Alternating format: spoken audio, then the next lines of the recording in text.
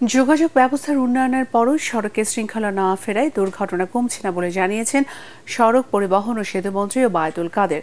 সচিবালয়ে ঈদ পরবর্তী প্রথম কার্যদিবসে এক সংবাদ সম্মেলনে মন্ত্রী জানান, এবছর ঈদ যাত্রায় এখন পর্যন্ত ৯৫টি দুর্ঘটনায় ৯২ জন হতাহত হয়েছেন। এখন ফিরতি ঈদ যাত্রা নিয়ে দুর্ভাবনা রয়েছে বলে মন্তব্য। সড়কে শৃঙ্খলা বজায় রাখতে চালকদের প্রতি আহ্বান জানান মন্ত্রী।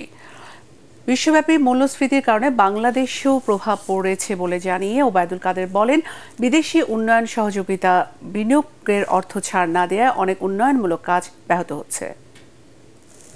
ইদানিংকালে অ্যাক্সিডেন্টের যে প্রবণতা, তাতে দেখা যাচ্ছে মোটরসাইকেলে অ্যাক্সিডেন্টটা বেশি হচ্ছে এবং ইজি বাইকগুলো এগুলো অ্যাক্সিডেন্টের মূল কারণ।